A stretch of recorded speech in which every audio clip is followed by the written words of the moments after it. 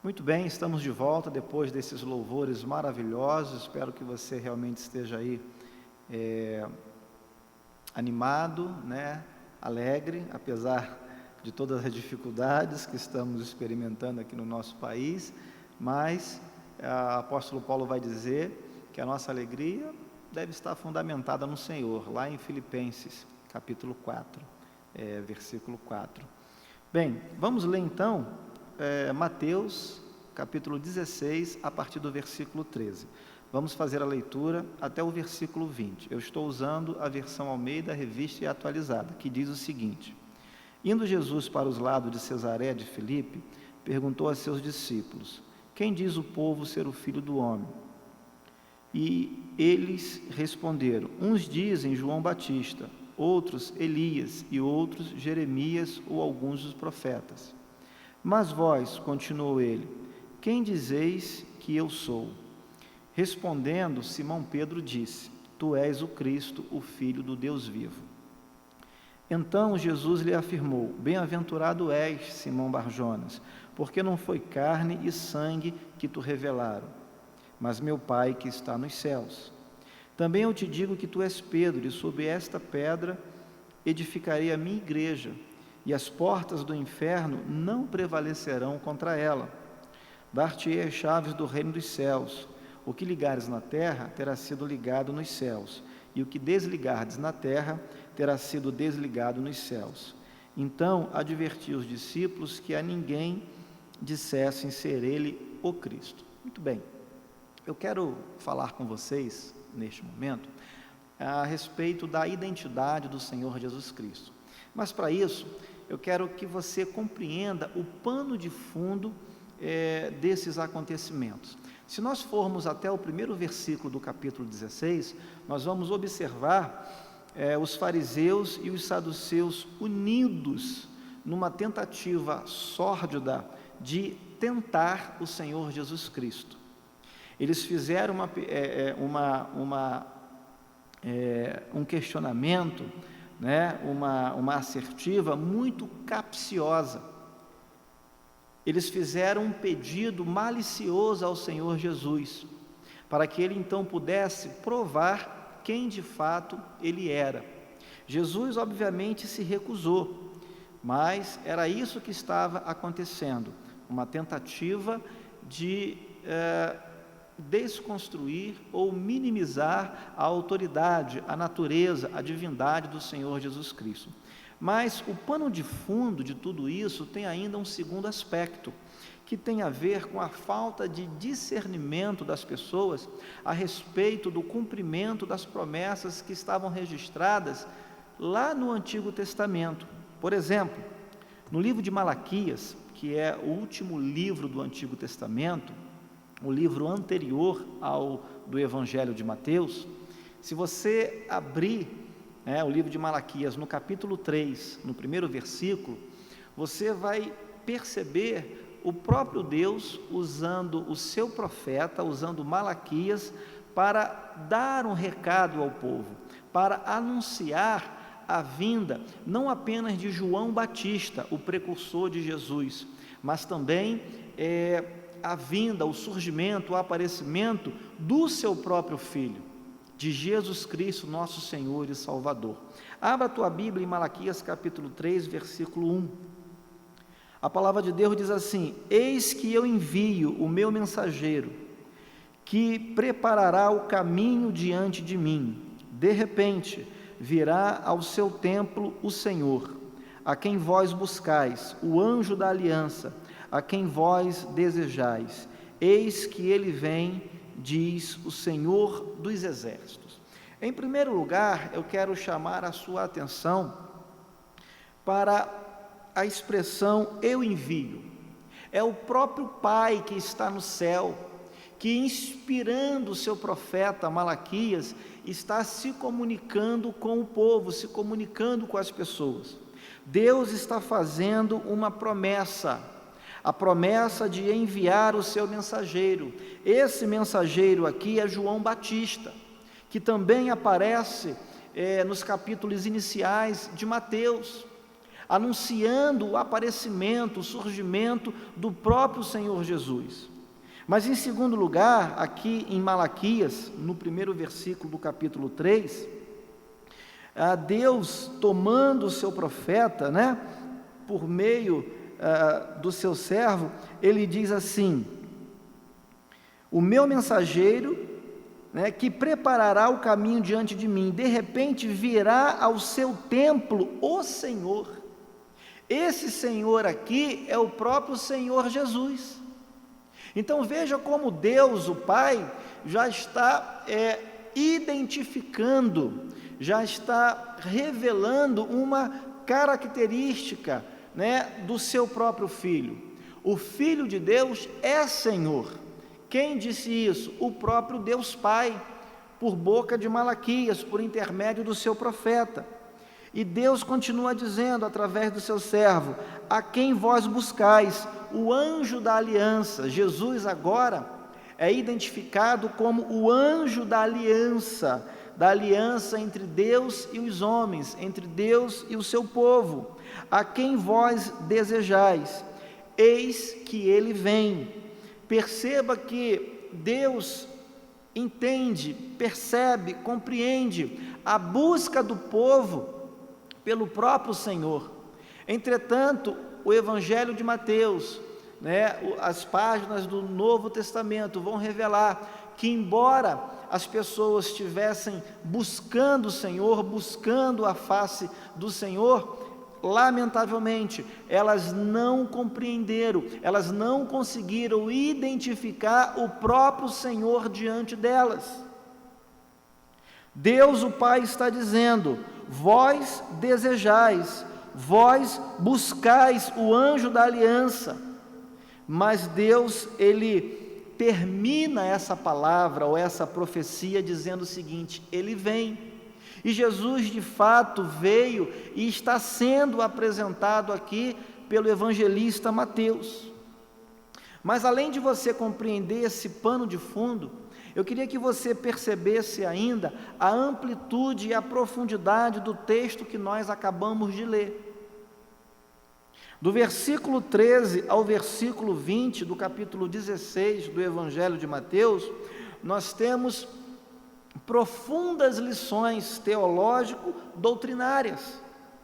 Não há tempo para nós explorarmos cada aspecto, de tudo isso que está contido aqui nesse pequeno trecho, mas eu queria apenas ressaltar algumas para você.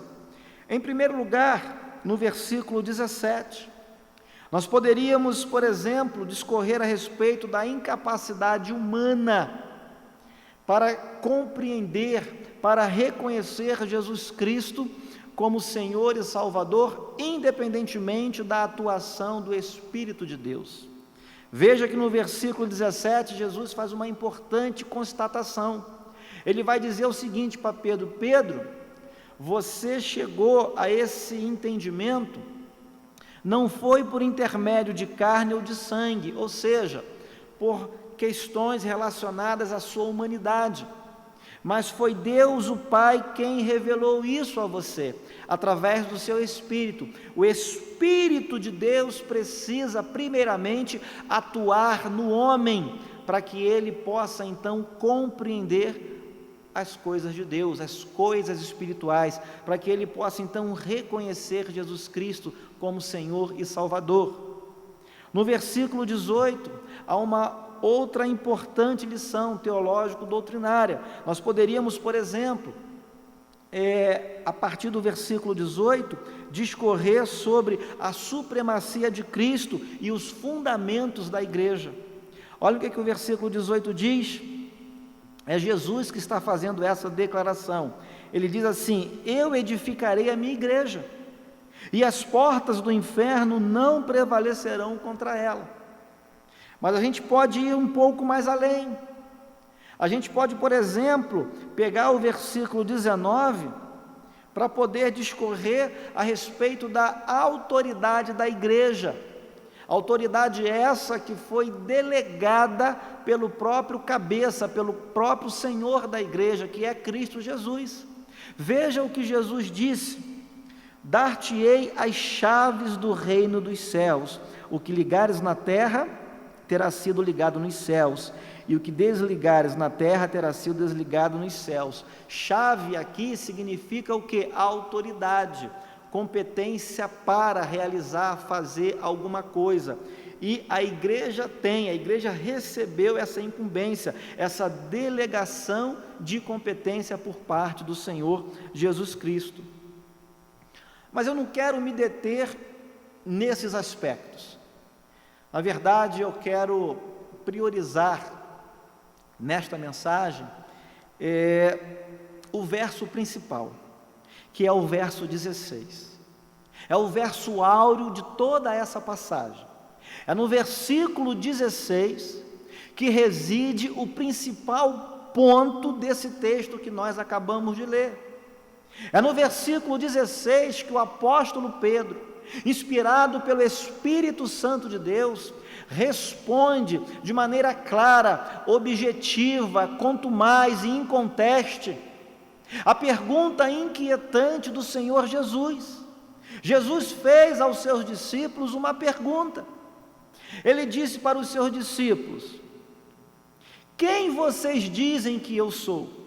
Para vocês, quem eu sou? O que eu represento? O que eu significo na vida de vocês? Olha o versículo 15. Jesus diz assim: mas vós, continuou Jesus, quem dizeis que eu sou? E Pedro, então, no versículo 16, dá a brilhante resposta a essa pergunta inquietante do Senhor Jesus Cristo. E Pedro diz: tu és o Cristo, o Filho do Deus vivo.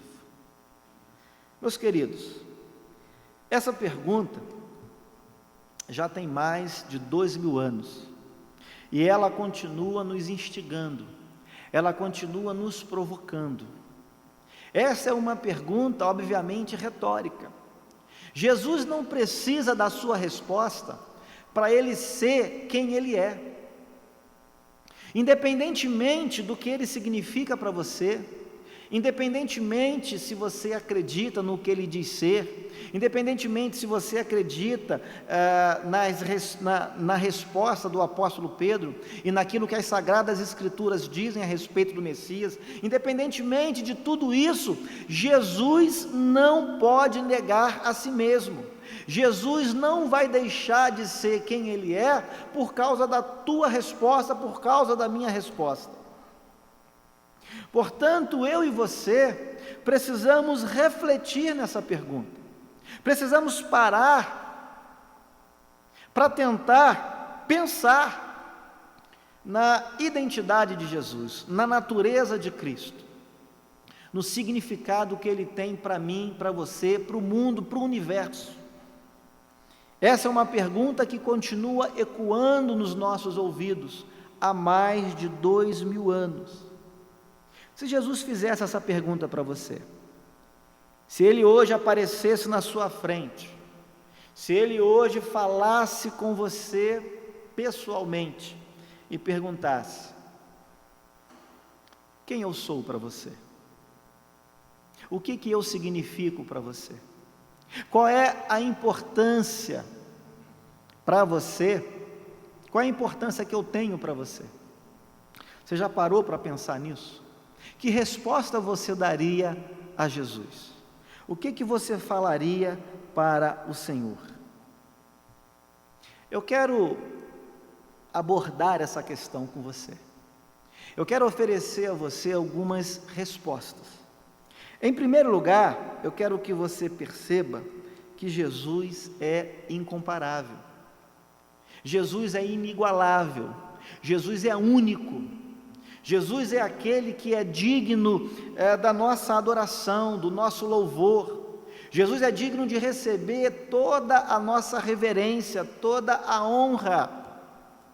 A palavra de Deus diz que Jesus é o Filho unigênito do Pai. É o Filho bendito, é o Filho em quem o Pai tem prazer. E o Pai, ele diz, aqui no capítulo 17, por exemplo, do Evangelho de Mateus, no capítulo 5, o Pai vai dizer o seguinte a respeito do seu Filho: este é o meu Filho amado, em quem me comprazo, a Ele ouvi. Então Jesus é digno de ser ouvido por você e por mim. O que procede da boca de Jesus é digno de atenção. Eu e você precisamos parar para ouvir o que Jesus tem a dizer a respeito do mundo, a respeito de nós mesmos, a respeito do Pai, a respeito da sua obra, a respeito da sua missão. Jesus é o Filho amado do Pai. O Pai tem prazer em Jesus. Agora, infelizmente, queridos, muitas pessoas ainda têm uma ideia equivocada a respeito de Jesus Cristo. Acompanhem comigo os versículos 13 e 14 do capítulo 16 de Mateus. Olha só, a Bíblia diz o seguinte: indo Jesus para os lados de Cesareia de Filipe, perguntou a seus discípulos: quem diz o povo ser o Filho do Homem? Então veja que esse diálogo começa com Jesus fazendo uma pergunta, um questionamento, não a respeito propriamente dos discípulos, mas a respeito do povo, ou seja, o senso comum. E veja o que os discípulos respondem para Jesus, no versículo 14. E eles responderam: uns dizem João Batista, outros Elias e outros Jeremias, ou algum dos profetas. Queridos, ainda hoje nós encontramos com pessoas que tendem a comparar Jesus Cristo com pessoas comuns do povo, com líderes religiosos, líderes de seitas. Essa é uma ideia completamente equivocada, porque Jesus é incomparável, Jesus é inigualável, Jesus é indiscutivelmente superior a qualquer homem, a qualquer criatura. Jesus não se compara nem com Elias, nem com Jeremias, nem com João Batista. Jesus não se compara com nenhum profeta, com nenhum mestre, com nenhum doutor da lei, com nenhum líder religioso, com nenhum presidente de denominação, com nenhum pastor, com nenhum apóstolo. Jesus é o Rei dos Reis, Jesus é o Senhor dos Senhores. Jesus é aquele que tem poder sobre a morte, que tem poder sobre os demônios. Jesus é aquele que não teve princípio, não tem meio e nunca terá fim. Jesus é eterno, Jesus é imutável. Nós precisamos compreender de fato quem Jesus é e precisamos assimilar a sua importância para a nossa vida. Queridos, nós não podemos cair nessa falsa concepção, nessa armadilha. Jesus não é um revolucionário. Tem gente que acha que Jesus veio implantar uma religião. Os próprios judeus, um dos motivos pelos quais os judeus não acreditaram em Jesus, é porque eles estavam esperando um líder revolucionário, alguém que iria livrá-los do Império Romano. E Jesus não veio fazer esse tipo de revolução. A revolução que Jesus veio fazer era uma revolução interna no coração do homem, na mente do homem, na alma do homem. É isso que Jesus queria mudar, é isso que Jesus veio combater, veio mudar, veio transformar o nosso caráter, o nosso desejo, os nossos sentimentos. Jesus, queridos, não é um líder religioso qualquer. Jesus não é um mestre qualquer. Jesus não é um profeta qualquer. Jesus, queridos, é o Filho de Deus. Jesus é Deus, Jesus é divino. Jesus é a segunda pessoa da Trindade, Pai, Filho e Espírito Santo. Eu quero levar você a primeira carta de Paulo a Timóteo. 1 Timóteo, capítulo 1, a partir do versículo 12. Eu quero que você perceba comigo o reconhecimento de Paulo a Jesus e o tributo que ele expressa ao seu Senhor. A partir do versículo 12, o apóstolo Paulo vai fazer uma espécie de testemunho. Paulo vai dar o seu testemunho pessoal. Ele vai fazer uma síntese, ele vai fazer um breve relato de quem ele era, do que aconteceu com ele e da sua nova condição em Cristo Jesus. A partir do versículo 12, Paulo vai dizer assim: sou grato para com aquele que me fortaleceu. Quem é essa pessoa? Paulo explica: Cristo Jesus nosso Senhor, que me considerou fiel, designando-me para o ministério apostólico. Olha quem era Paulo, versículo 13: a mim que noutro tempo era blasfemo e perseguidor e insolente. Paulo era tudo de ruim que você pode imaginar. Paulo mesmo se intitula blasfemo, perseguidor da igreja e insolente. Paulo é tudo isso, querido, mas Paulo reconhece a obra que aconteceu na vida dele por graça e misericórdia do seu Senhor, que é Cristo Jesus, no versículo 12. E Paulo continua dando o seu testemunho pessoal, mas eu quero chegar com você até o versículo 17. É aqui no final desse relato, desse breve relato, do antes e do depois, que Paulo vai tributar a Jesus Cristo honra, glória e louvor. Paulo, reconhecendo o caráter de Jesus, reconhecendo a divindade de Jesus, o senhorio de Jesus sobre a sua vida, a suficiência de Jesus para ele continuar o seu ministério, Paulo então vai dizer no versículo 17, assim: ao Rei eterno, imortal, invisível, Deus único, honra e glória pelos séculos dos séculos, amém. Queridos, eu e você precisamos tributar a Jesus honra, glória, louvor, precisamos reconhecer a sua majestade, o seu poder, a sua soberania, o seu caráter divino, o seu amor incondicional, a sua autoridade sobre nós e sobre todas as criaturas. Nós precisamos reconhecer isso, e ao reconhecer, nós precisamos tributar aquilo que lhe é devido. Eu fico às vezes indignado, como existem pessoas que tendem a tratar Jesus como uma pessoa qualquer, sem reverência, sem respeito, como se estivesse falando com alguém da esquina, com alguém num clube, com um parceiro de futebol. Nós precisamos ter reverência, pessoas que entram na casa de Deus irreverentemente, pessoas que se comportam dentro da igreja irreverentemente, sem qualquer respeito.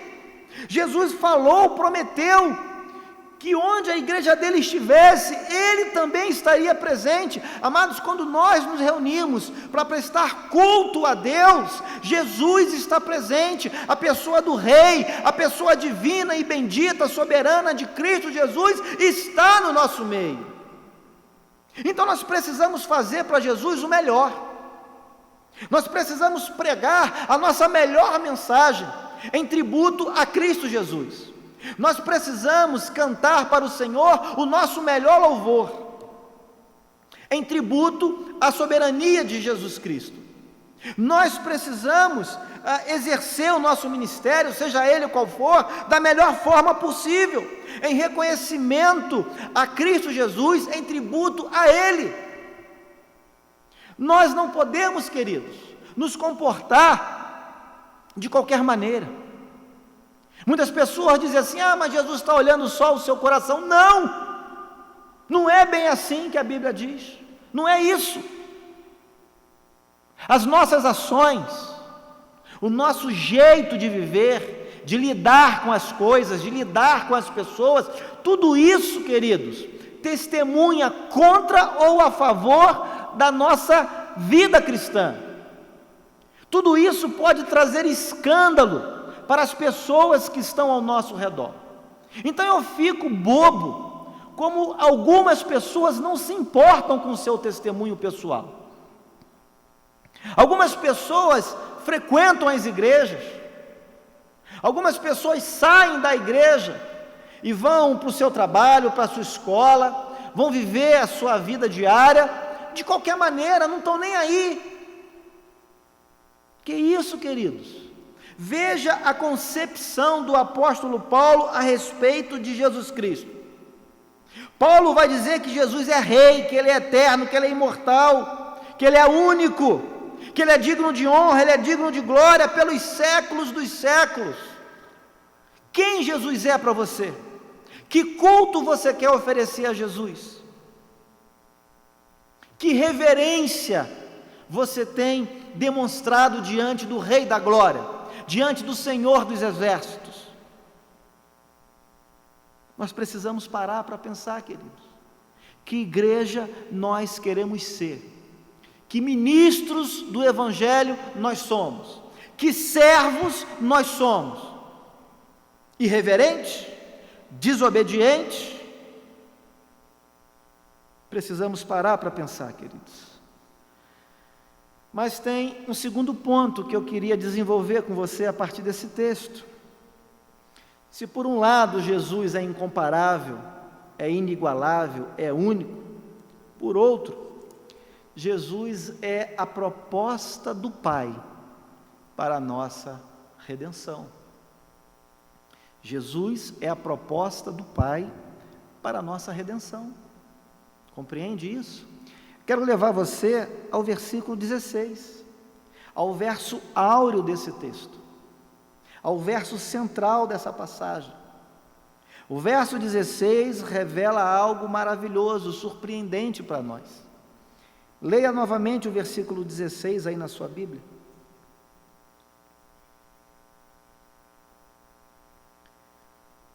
A palavra de Deus diz o seguinte: respondendo Simão Pedro disse: Tu és o Cristo, o Filho do Deus vivo.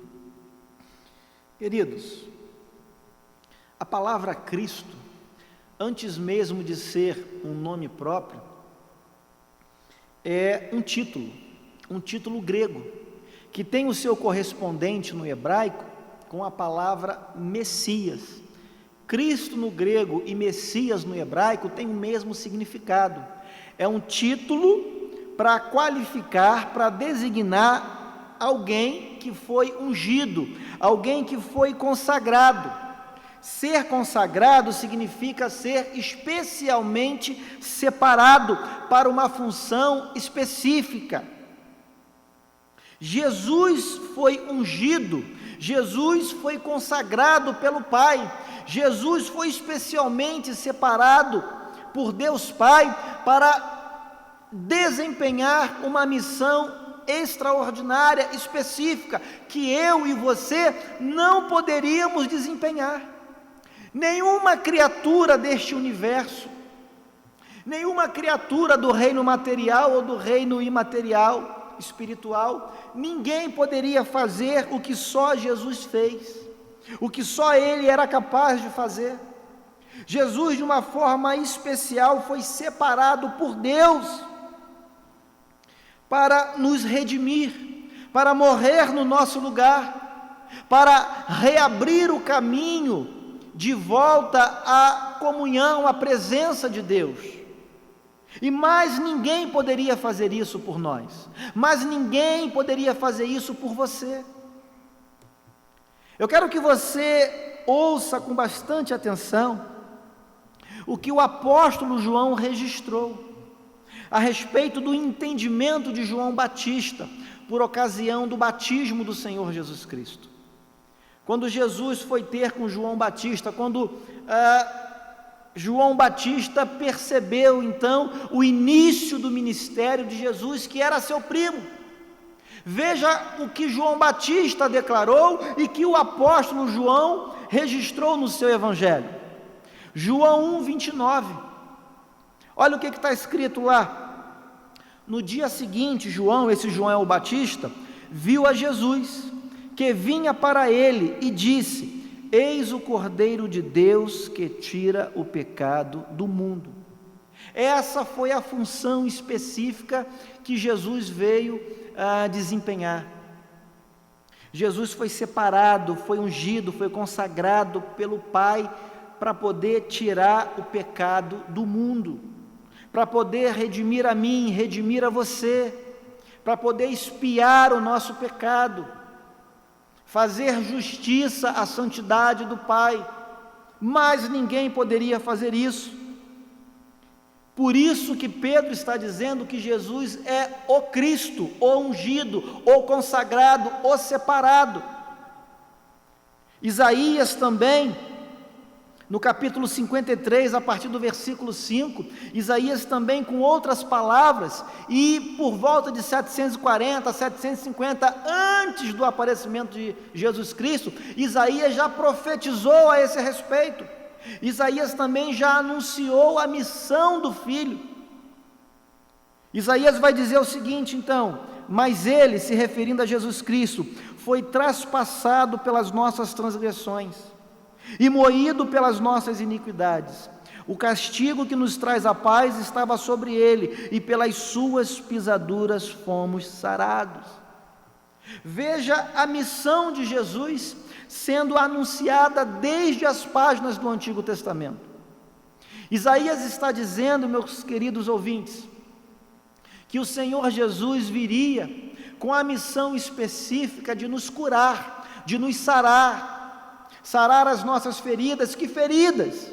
Feridas da cabeça, do braço, da perna? Não! Isaías está falando aqui de feridas da alma, feridas do coração, aquelas feridas ou aqueles males que o pecado gera no nosso espírito, gera no nosso homem interior, e para as quais não há remédio. Nenhum médico é capaz de curar essas feridas. As feridas causadas pelo pecado, elas só são saradas, elas só são curadas por intermédio do sangue carmesim do Cordeiro que foi morto na cruz do Calvário, mas que ao terceiro dia ressuscitou glorioso. Só Jesus pode curar essas feridas. Só Jesus pode perdoar os nossos pecados. Só Jesus pode restaurar a nossa alma. Só Jesus tem o poder de manter aberto o caminho de volta à comunhão com o Pai. Queridos, infelizmente, algumas pessoas, por desconhecerem isso, por não acreditarem nas promessas do Pai, por não compreenderem quem é Jesus de fato, muitas pessoas, como os judeus daquela época, alguns, não todos, a maioria talvez, muitas pessoas ainda hoje não desfrutam dessa redenção, não desfrutam dessa graça que nos perdoa, que nos redime, que expia o nosso pecado e que nos coloca de volta à presença de Deus. E por que essas pessoas não desfrutam dessa graça? Por que algumas pessoas ainda não tiveram os seus pecados perdoados? Não tiveram a sua redenção por intermédio de Cristo Jesus? A Bíblia revela o porquê. Eu quero levar você até o Salmo 10, a partir do versículo 3. Abra sua Bíblia, Salmo 10, a partir do versículo 3.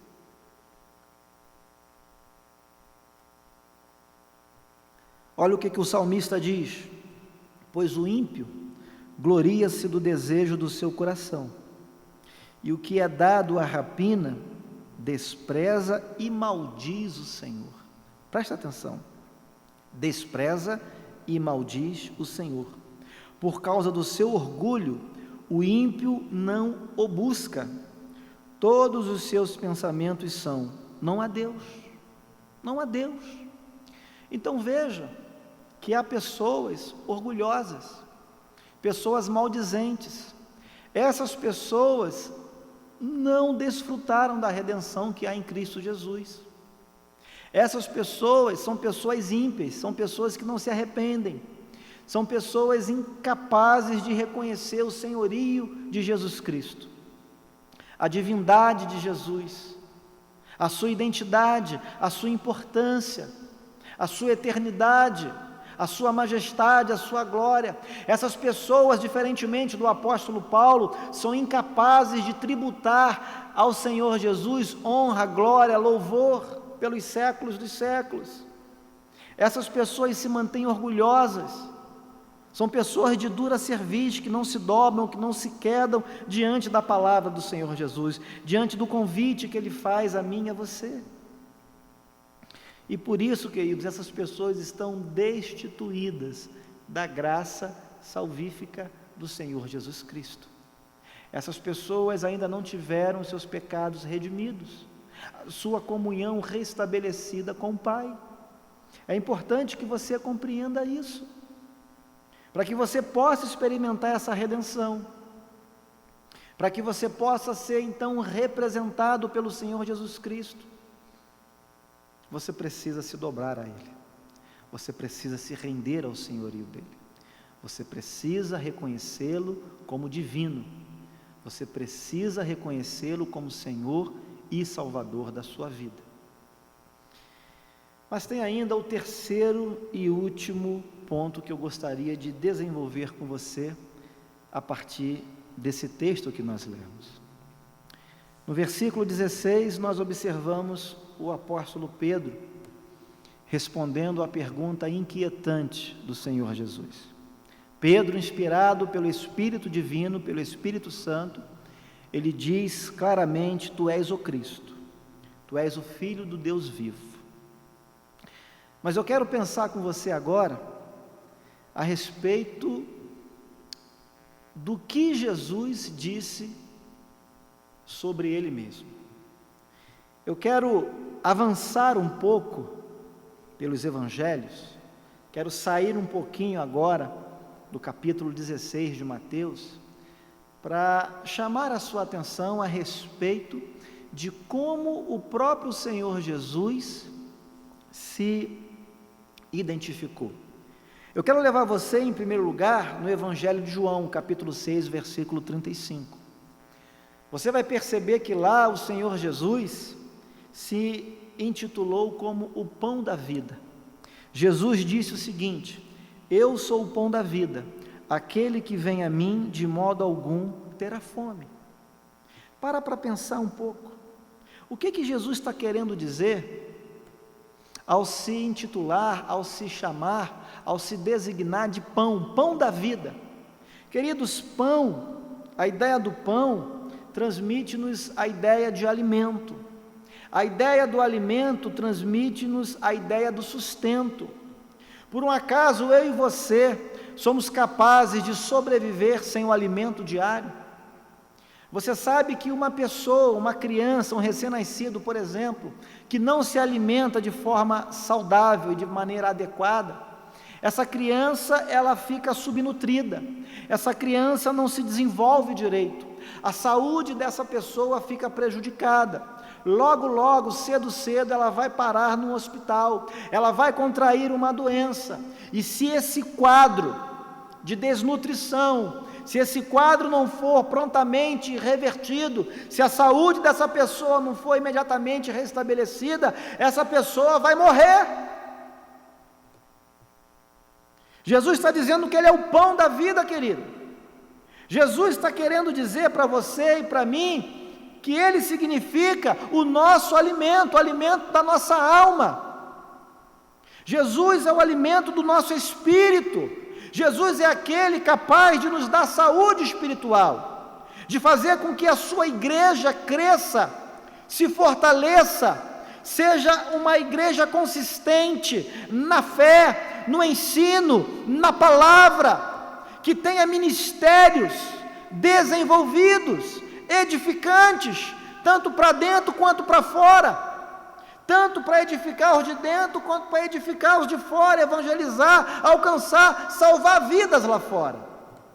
A igreja precisa ter saúde, a igreja precisa ter robustez, e só quem pode nos dar isso é Jesus, porque Ele é o pão da vida. Ninguém sobrevive sem o alimento. Você, se não tem o pão da vida, você é uma pessoa morta espiritualmente falando.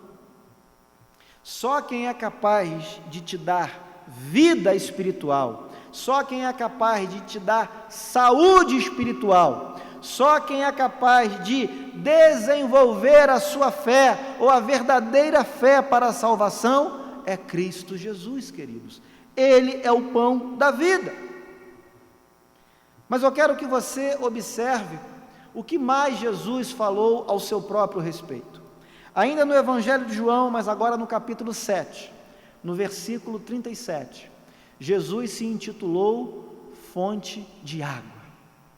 O que Jesus estava querendo comunicar com essa expressão, com esse título, com essa linguagem figurada a seu próprio respeito? Jesus, no Evangelho de João, capítulo 7, verso 37, disse o seguinte: se alguém tem sede, venha a mim e beba. Se alguém tem sede, venha a mim e beba. Queridos, a metáfora agora não é mais em relação ao pão, porém é em relação a um outro elemento indispensável à nossa subsistência.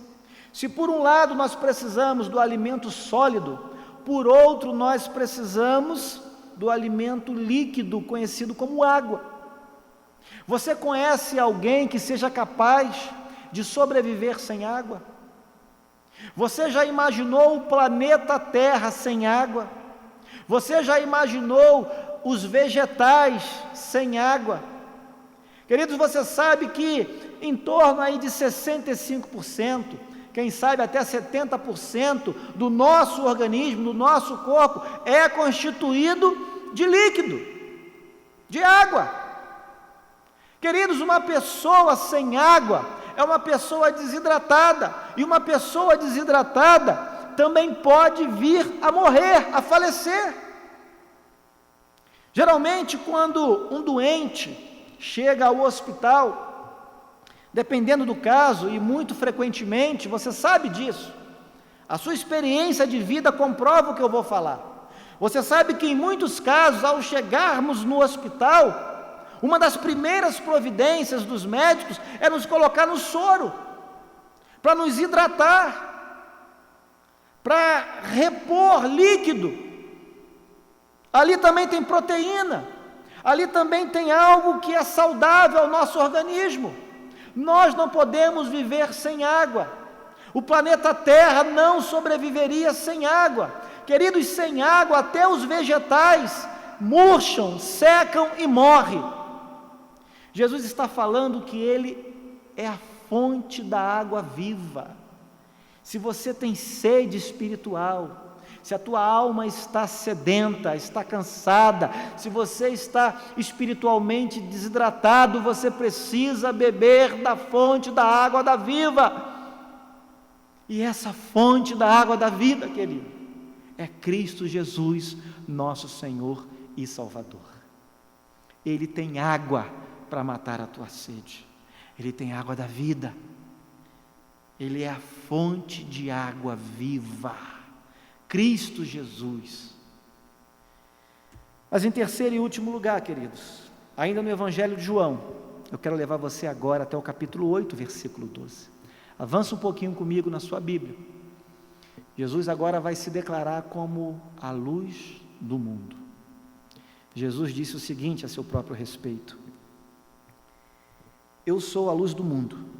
Quem me segue, de modo algum andará em trevas, mas terá a luz da vida.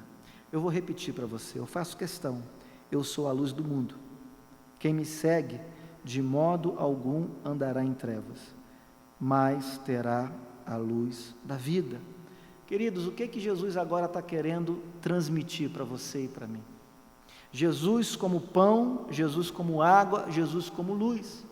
Você sabe, queridos, que os corpos também precisam de energia para sobreviver. E você sabe também que a luz é essa fonte de energia. Você sabe que muitos seres vivos, por exemplo, precisam da luz para fazer a sua reprodução, para continuar a sua existência, para funcionar adequadamente, de acordo com o propósito para o qual foram criados. Você sabe que o universo em trevas é um universo tenebroso. Você sabe que é um universo inseguro.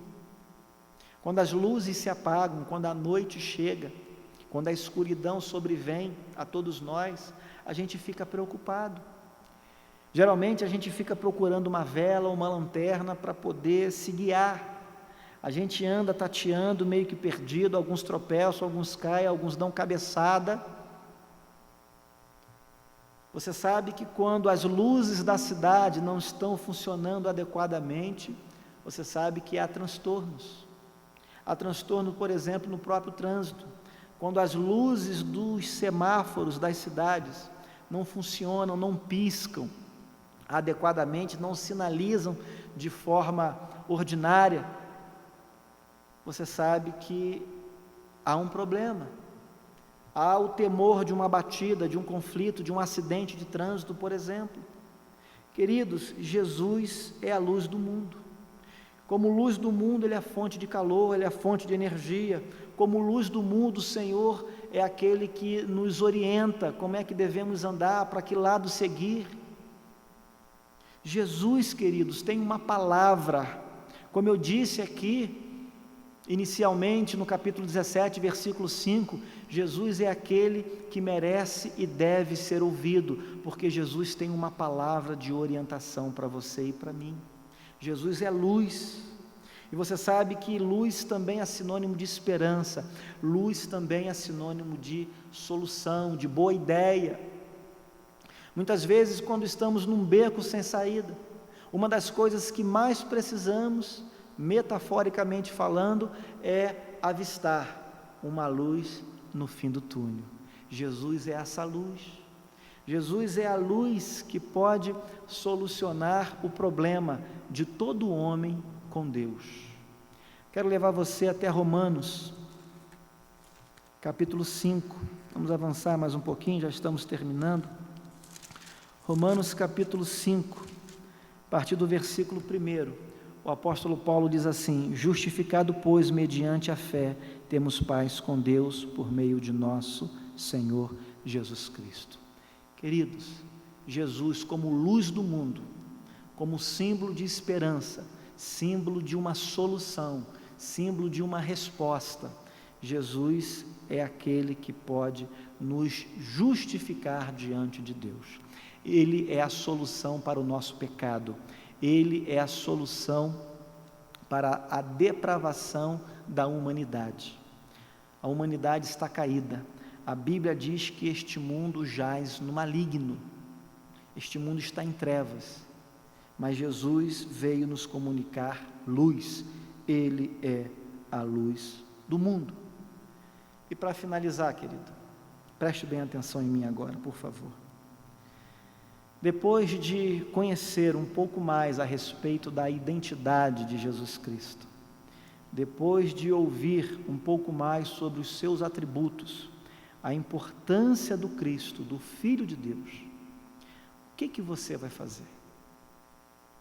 Como é que você vai viver de agora em diante? Eu quero que você repense naquela pergunta que eu fiz para você.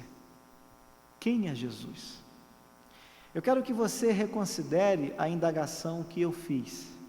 Se Jesus aparecesse para você na sua frente, perguntando para você quem Ele era, o que você responderia? O que você diria? Você aprendeu que Jesus é incomparável. Você aprendeu que Jesus é a proposta do Pai para a nossa redenção. Você também aprendeu que Jesus é o pão da vida, é a fonte da água da vida. E Jesus, queridos, é a luz do mundo, é aquele que tem a solução para o nosso pecado, é aquele que é capaz de nos justificar diante de Deus. Então eu quero insistir nessa pergunta. Você continua tendo as mesmas concepções equivocadas a respeito de Jesus? Que tal, a partir de agora, você passar a tratar Jesus com mais honra, com mais reverência, compreendendo que Ele é Rei dos Reis, Senhor dos Senhores? Eu quero fazer um apelo a você. Entregue a sua vida nas mãos de Jesus. Receba Jesus como seu Senhor e como seu Salvador. E experimente essa graça da salvação, essa graça da redenção. Experimente a graça da substituição de Jesus Cristo na cruz do Calvário, pela sua vida, pela minha vida. Eu já experimentei esse benefício. Eu hoje usufruo dessa graça maravilhosa e gostaria de compartilhá-la com você. Se você já é crente, se você já entregou a sua vida para Jesus, que você possa se comprometer ainda mais com o seu Senhor e com o seu Salvador. Não relaxe a sua forma de cultuar. Não afrouxe a sua forma de ser crente. Trate Jesus com todo o respeito devido, com toda a reverência. Jesus é o nosso Senhor. Jesus é o nosso Rei, é o Rei da glória. Ele é digno de honra, Ele é digno de glória pelos séculos dos séculos, como disse o apóstolo Paulo. Não trate a igreja, que é o corpo de Cristo, do qual Cristo é a cabeça, de qualquer maneira. Não trate o seu ministério, o ministério que você já recebeu das mãos do teu Salvador, de qualquer maneira. Para Cristo, devemos fazer sempre o melhor. Para Ele, devemos nos empenhar para dar um bom testemunho diante de todos aqueles que estão ao nosso redor. Se você já é crente, seja um crente a partir de agora, melhor do que você foi ontem. E se você ainda não é, entregue a sua vida para Jesus. Experimente o pão da vida. Beba da água que nos dá vida, que mata a nossa sede espiritual. Receba essa luz, a luz do mundo. E que Deus te abençoe. Vamos orar mais uma vez. Querido Pai, muito obrigado. Que Teu Espírito Santo possa fazer com que as pessoas que estão ouvindo essa mensagem, que ainda irão ouvi-la, sejam impactadas pelo poder da Tua palavra. O poder está no Teu Evangelho, o poder está nas Sagradas Escrituras. Que o Teu Espírito possa usar a minha vida para edificar vidas, regenerar vidas, e tudo isso seja feito para a honra e glória do Teu nome. Eu oro em nome de Jesus Cristo. Amém.